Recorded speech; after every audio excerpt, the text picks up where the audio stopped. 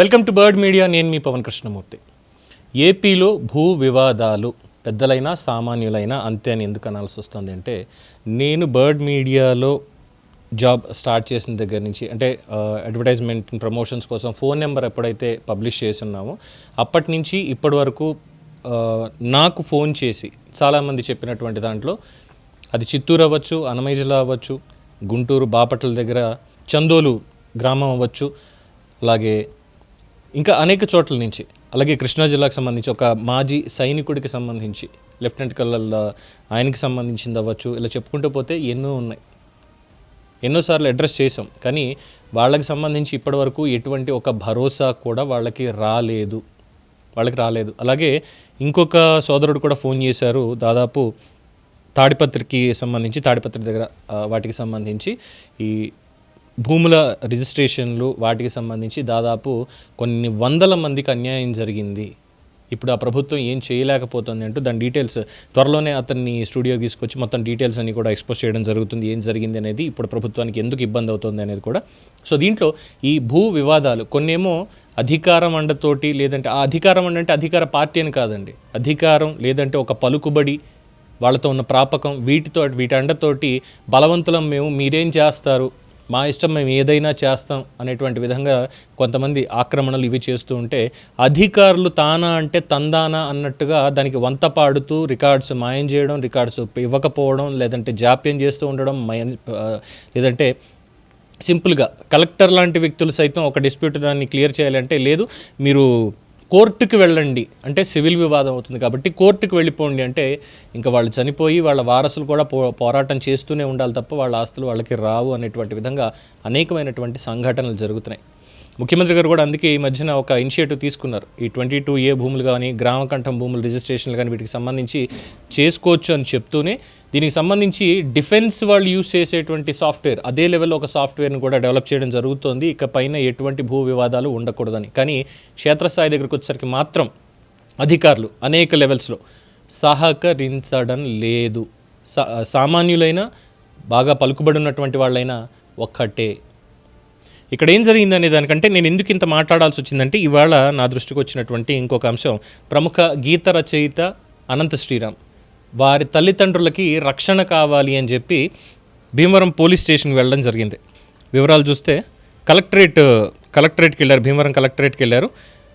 వెళ్ళి జిల్లా యంత్రాంగం నిర్వహించేటువంటి ప్రజా సమస్యల పరిష్కార వేదిక ఏదైతే ఉందో PGRSలో ఒక భూ వివాదానికి సంబంధించిన అర్జీని కూడా ఆయన సమర్పించారు. యలమంచిలి మండలం దొడ్డిపట్లలో వాళ్లకు ఉన్నటువంటి 5 సెంట్ల ఉమ్మడి స్థలాన్ని కొంతమంది ఆక్రమించారు.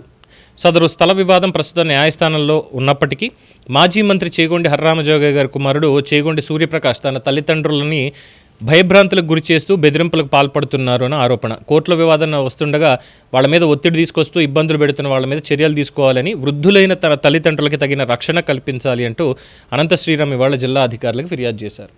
ఆయన ఎంత సెలబ్రిటీ గీత రచయిత అంటే, అలాంటి వ్యక్తులకి సైతం అక్కడ రక్షణ లేకుండా పోతుంది. రాష్ట్ర వ్యాప్తంగా ఇవి అనేక ఉన్నాయి, ఒకటి కాదు రెండు కాదు. రికార్డ్స్లో మాయమైపోయినటువంటివి ఉన్నాయి, తగలబడిపోయిన రికార్డ్స్, ఇవన్నీ చాలా జరిగాయి. ఈ రెవెన్యూ డిపార్ట్మెంట్, ఎందుకంటే ల్యాండ్స్ ఇవన్నీ కూడా వాళ్ళ అండర్లోకి వస్తాయి కాబట్టి రెవెన్యూ డిపార్ట్మెంట్ ప్రక్షాళన అనేటువంటిది ఎప్పటికి జరుగుతుందో తెలియనటువంటి పరిస్థితి. రేపొద్దున్న మా ఆస్తి మీదవ్వచ్చు, మీ ఆస్తి మాదవ్వచ్చు, అసలు ఇద్దరికి ఆస్తి లేదనే చెప్పొచ్చు, ఇలా జరుగుతుంది. సో ఏ ప్రభుత్వం వచ్చినా కానీ రెవెన్యూ డిపార్ట్మెంట్ని మాత్రం ఎక్కడ ప్రక్షాళన చెయ్యలేకపోతున్నారు. అంటిల్ అన్లెస్ అధికార బలమన్నా ఉండాలి, అధికంగా డబ్బన్నా ఉండాలి, పలుకుబడన్నా ఉండాలి. ఇవి లేకపోతే వాడు సామాన్యుడే, ఎంత పెద్ద సెలబ్రిటీ అయినా సరే ఈ వివాదాలు ఎదుర్కొంటూ ఉండాల్సిందే. వీటికంటూ ఒక ఎండ్, ఒక ఫుల్ స్టాప్ అనేది ఉండదా? ఎందుకంటే మనం తెలంగాణలో చూసాం, ఒక అధికారిని పట్టుకున్నారు, మొత్తం ల్యాండ్స్ ఇవన్నీ కూడా రికార్డ్స్ మార్చేసి 100 కోట్లు, ఎవరిని పట్టుకున్నా 100 కోట్ల అవినీతి బయటపడుతుందంటే చూసాం కదా. ఇప్పుడు మన ఆంధ్రప్రదేశ్లో బయటికి ఎన్ని వస్తున్నాయి, ఎన్ని రావట్లేదని తెలియట్లేదు, కానీ చాప కింద నీరులో అనేకం ఇలాగే జరుగుతున్నాయి అనేటువంటిది మాత్రం తెలుస్తుంది. మంత్రి గారు హామీ ఇచ్చిన, సార్ మీకు న్యాయం జరుగుతుంది అని చెప్పి లెఫ్టినెంట్ కల్నల్గా భారతదేశానికి సేవలు అందించినటువంటి ఒక విశ్రాంత సైనికుడు, ఆయన భూమిని అయిన వాళ్ళు అధికారులు అయిన వాళ్ళ ముందు తర్వాత అధికారులు అందులో పాలు పంచుకొని ఆయనకున్నటువంటి ఆస్తిని కూడా వాళ్ళ దాంట్లో కలిపేయడానికి రాసేసే డాక్యుమెంట్లు ఆయన సంప్రదించలేదు, సంతకం పెట్టలేదు, ఆయన వీళ్ళు ఏం లేదు, సాక్షి లేదు, ఏం లేదు.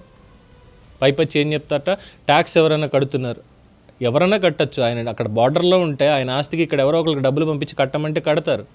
జస్ట్ లైక్ మనం క్యాష్ ఇచ్చి అకౌంట్ నెంబర్ ఇచ్చి బ్యాంక్కి థర్డ్ పర్సన్ ఎవరైనా పంపించి నా అకౌంట్లో డిపాజిట్ చేయాలంటే చేస్తారు. చేసినంత మాత్రం నా క్యాష్ వాడదైపోతుందా? ఆ రోజు నేను డిపాజిట్ చేశాను కాబట్టి అని కాదు కదా.